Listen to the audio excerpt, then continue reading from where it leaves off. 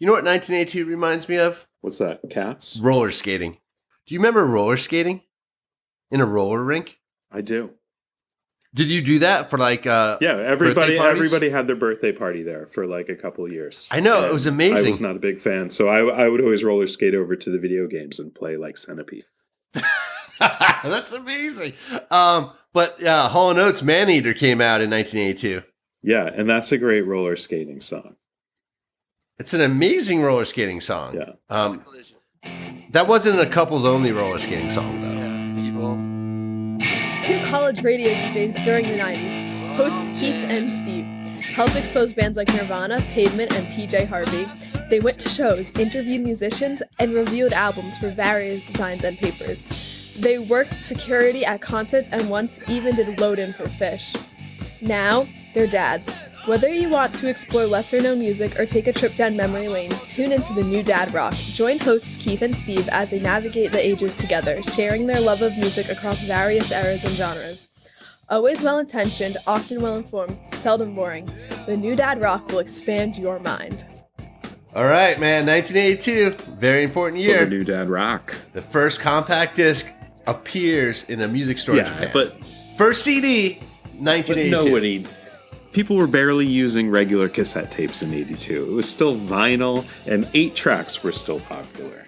No, man. Come on. The CD, well, at least for me, revolutionized music. But you're right. It's not till fucking 8-9 years later that it actually matters. You're right, because I was getting tapes. Something like that. Yeah.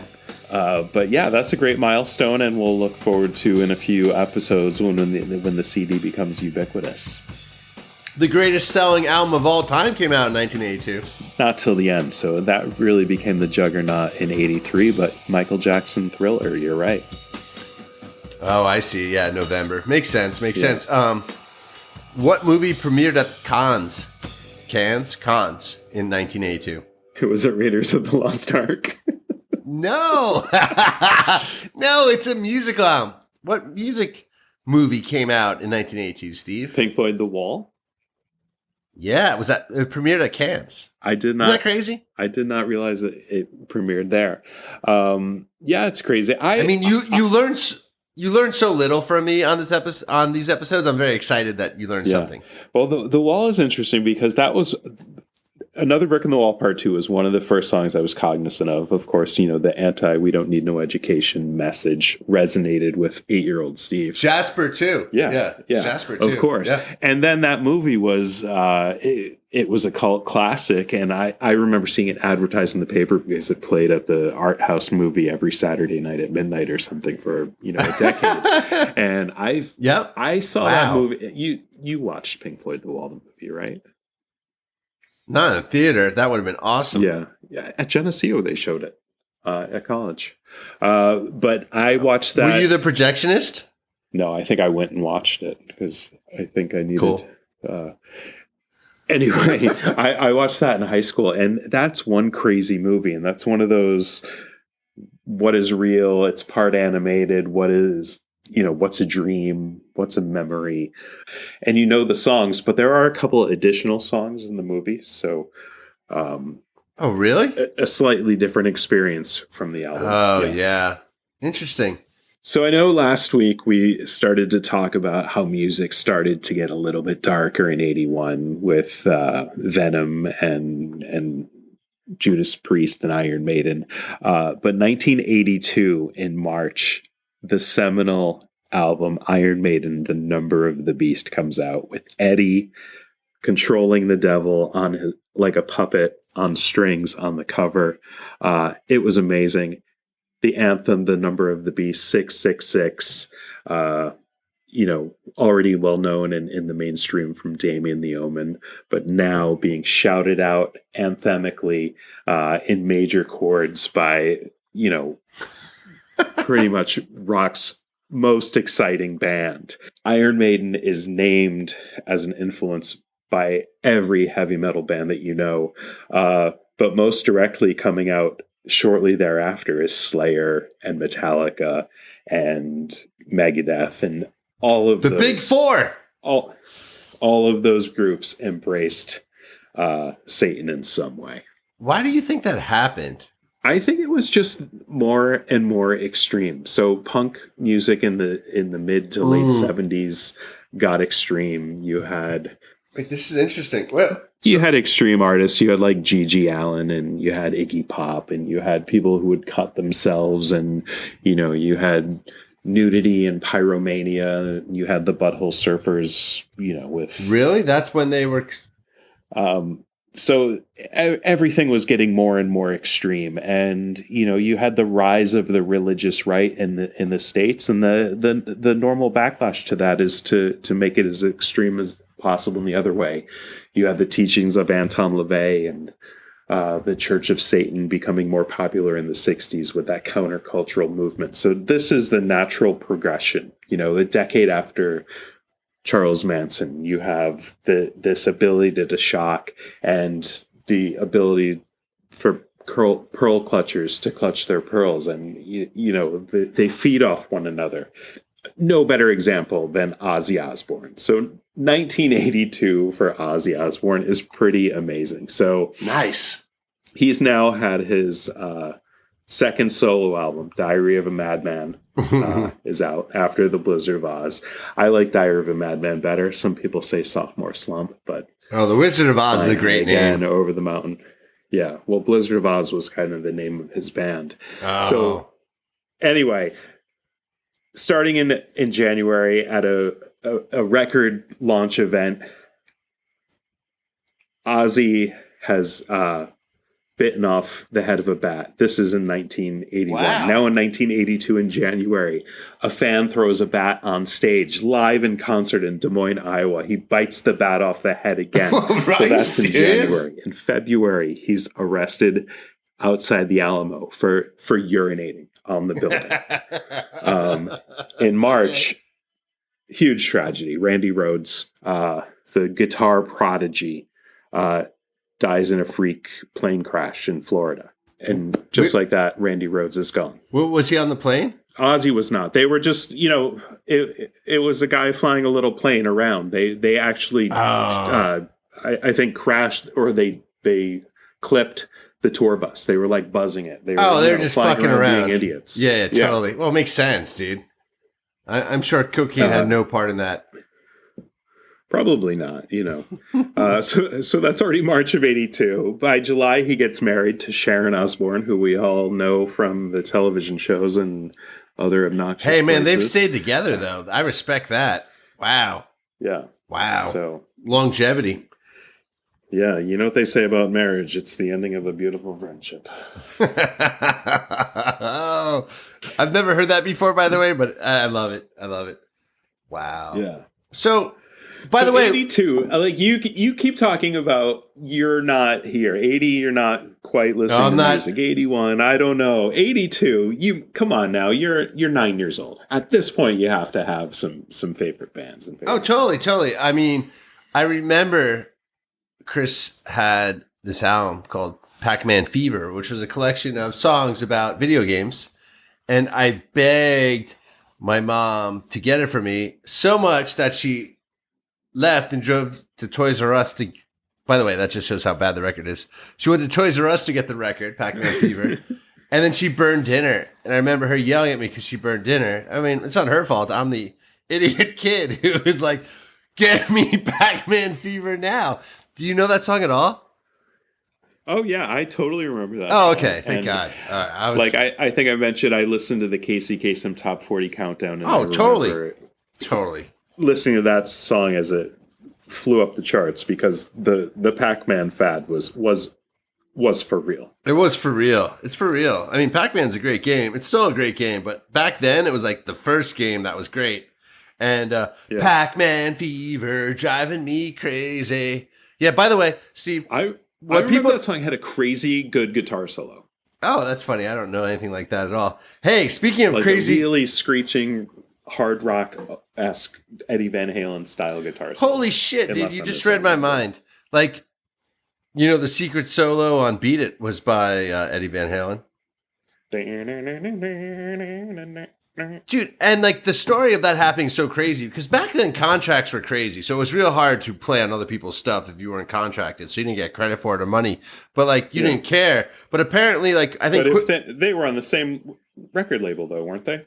Man, isn't that how they were able to do it? It's still uncredited, but wasn't Quincy Jones producing Thriller by Michael Jackson, and Eddie Van Halen was recording? But everybody knew that was Eddie Van Halen. Okay. Yeah.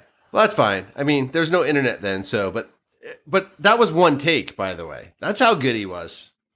That was one take. That's amazing. Yeah. I mean, he was basically recording in the same studio space, and he asked him to come in and try it out. I remember really loving that song. And I was already a fan of Van Halen at that point. So I was like, oh man, they say it's a Michael Jackson song, but Eddie Van Halen's the whole thing, man. Oh, I see. That's like funny. That.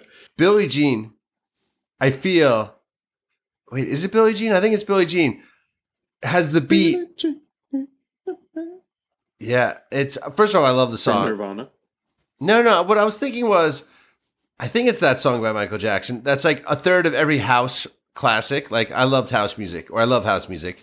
But in the late 90s, when I was dancing in San Francisco, every third song, I was like, "Is this the beat from Billie Jean?"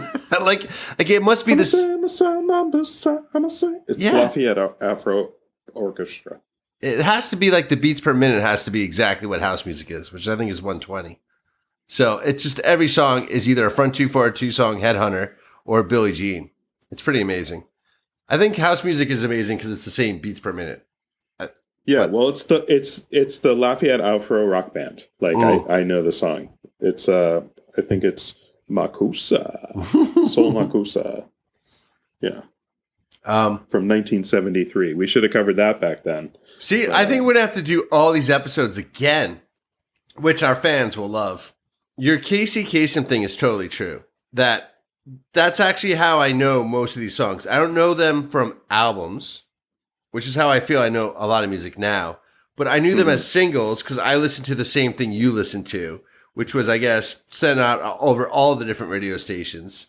And and it's amazing how many good songs. Like, I love 1982. Like, I'm so inspired by it. Like, Asia. Wait, is it Toto with Africa came out that year? It might have been 81. It could have been 82. Either one. It's the same thing. Asia.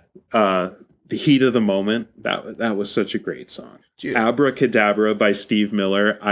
It was almost the first record I ever bought. I love that song, but I was going to buy it on 45. My mom and I were in the store to buy it, but the line was super long, and I was just like, I was like a nervous little kid. I'm like, I don't need it that much. And we didn't buy it, but it was going to be Abracadabra by Steve Miller. Oh, that's awesome. What a great song, dude. I mean, that was a song I'd hear in college. It was so classic 10 years later. I mean, dude, by the way, it's crazy that, hold on. Yeah, that Bad Brains came out that year with their album. Like, there's just, my understanding of the diversity of music is just so amazing in the 80s. It's easy to say in the 60s it was this or that, or in the 70s it was this, that, or the other thing. But in the 80s, it just goes bonkers. I mean, Tom Waits is coming out with songs. The Fall, a band I never really listened to, but like inspired all my other bands. Like you said, the Iron Maiden. Oh man, Scorpions. It's just amazing to think about like Culture Club. Oh yeah. Man. I mean, their best song came out that year, right? I was about to sing it, but I can't sing. Dude, Elton John is huge at this moment. Like, I mean, Men Without Hats. I mean, their big song, right? Yeah, the Safety Dance, of course. Was Flock of Seagulls this year as well? I mean, that might have been 81.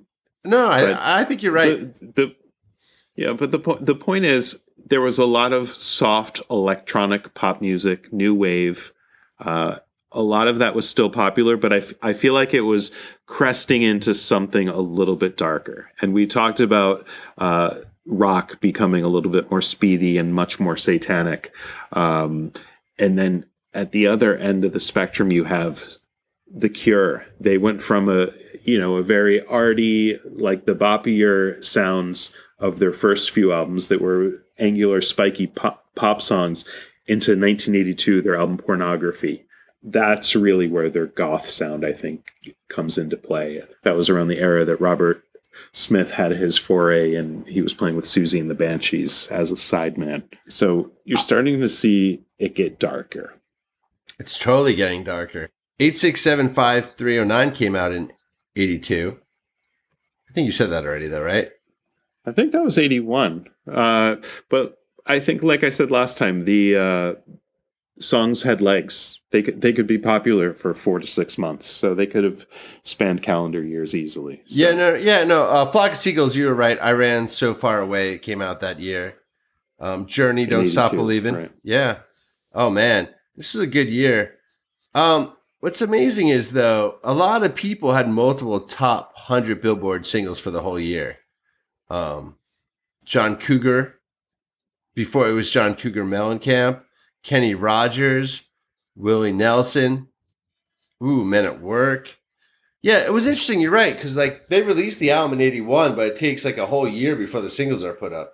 Speaking of singles and the beginnings, I think REM Chronic Town, their first EP, right? Oh, totally. I learned that from Pavement, that Chronic Town was their first EP. That is totally the lyric. I told you I saw a cover band of REM, right? That REM went to. This was probably between seasons, but they did all of Chronic Town. Gardening at Night's on that album. Wolves, Lower, Stumble. I'm going to listen to that after this episode. Yeah. Hey, what do you still listen to from 1982?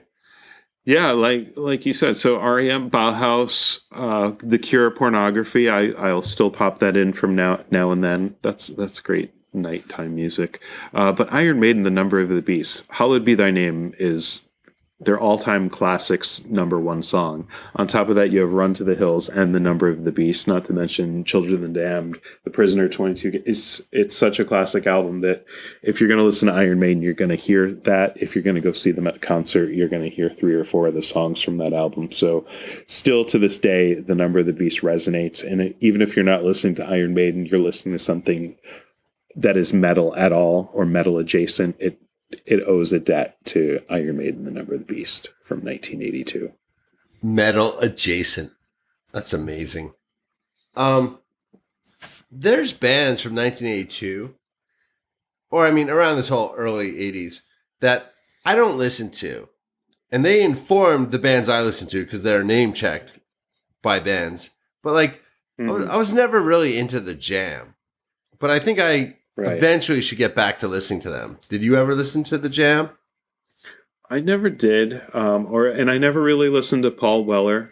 Me neither. You know, his name pops up. He was the leader of the Jam, but the Jam, they broke up in '82. They were around for maybe 10 years or so, and 5 or 6 albums. I think you mentioned, I think you mentioned Roxy Music, Avalon. That was their last album. That was '82. So. And that was Brian Eno and yeah, that's amazing. Yeah, what's his face exactly? We're just blanking right now. Yeah, Brian Ferry. Yes. Yeah. I don't understand any of that. Actually, right? This is still a little murky. Like the bands before the bands I listen to. These are bands that the bands I listen to: The Cure, REM, Pavement, all name check. But they're not what I listen to. And I try every so often. Who did you listen to first, Love and Rockets or Bauhaus? Like, you didn't listen to Bauhaus in 1982. You listened to Love and Rockets. Well, no. I heard a single by Love and Rockets, So Alive. Yeah. I get where you're going. Like, my music. And then you saw somebody older than you's poster in college that said Bauhaus, and you're like, oh. No. It was Dave Pace's leather jacket that had Bauhaus painted on the back. He was a year older than me and friends with my first girlfriend. So that's why I'm into Bauhaus. But also Bauhaus is God. I mean, God in an Alcove is one of my favorite songs. So they were 79 to 83. I don't know. I thought we touched on them before. But like Bauhaus, those 4 or 5 albums are ridiculously sick. And I'm mad at the band for not staying together. Yeah, I have a live album from that era on, I got it on Record Store Day. It's on white vinyl. It's pretty sweet looking. But Bauhaus is definitely one of the bands I still listen to. you and I didn't listen to Bauhaus together. Like we listened to Moss Mouse, Pavement, together. Therapy, Afghan Wigs. you had that when we were roommates. So you had that the 2-disc set. Yeah, it's the white and black ones. Face Yeah, one and the white. Yeah, yeah. And I definitely started listening to that when we lived together on that stereo. There. Yeah, no, dude, that. I mean, they don't do Desert Island top 10 bands, but that's one of my top 10 bands. But I'm also mad at them for like having personality conflicts. I mean, all or almost every good band does, but yeah. Well, Peter Murphy still tours, so didn't you see him? Oh, multiple times. He's touring for money though, which I respect. But hey, by the way, one thing I want to say that's terrific. I saw him once. I'm pretty sure he was in LA for some trial, and he came to San Francisco for multiple nights. And his band was all like 20-year-olds, and he's probably 50 at this point, or older than 50. Yeah.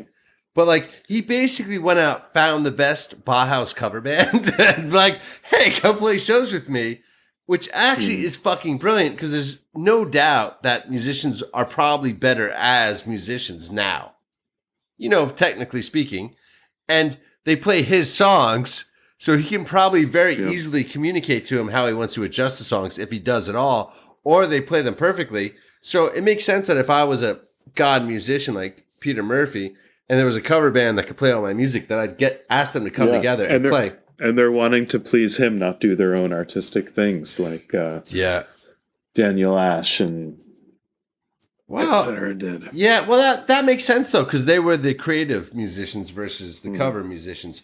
Speaking of cover bands, last night I saw this band called Weird Fishes. What two bands is that? Weird Al and Fish. You got one, Fish. Weird Fishes. It's the name of a song by the band that is the other band. Weird Fishes. I don't know. Radiohead. So it was a Radiohead and Fish jam band. They basically did medleys of Radiohead and Fish. Even better, they played in the town I live in. So like there was literally like, I don't know, 60, 70 people there. They do like Paranoid Android. They'll do like Jigsaw Falling Into Place with Birds of a Feather. They'll do 15 Step going into Golgi Apparatus. They'll do the Bends going into Free. They'll do Reckoner going into Carini. It's just, that actually sounds good, man. I would, are they local? Is that what they do? Oh, no. No, this is a touring band. All right. Yeah. They're like, they're probably like Yacht Rock Review level. Oh, yeah, 100%. That's very that's a very good analogy. Hey, I want to get back to one thing. Cats. What were you saying about Cats in 1982? Cats began its run. That's where Cats started. There's a song by David Bowie that came out in 1982 that involves cats. Do you know what it's called? Cat People, We Didn't Start the Fire. Putting Out Fire. Very good. Oh my god. Dude, I'm still impressed. Gasoline. Dude, it comes up on the playlist for 1982 and I'm totally surprised. I'm like, why? But I mean, I thought David Bowie Let's Dance came out in 83. Because if that came out in 82, we missed an opportunity to talk about that. And we're running out of time. Just like Led Zeppelin ran out of time in 1980 when John Bonham died.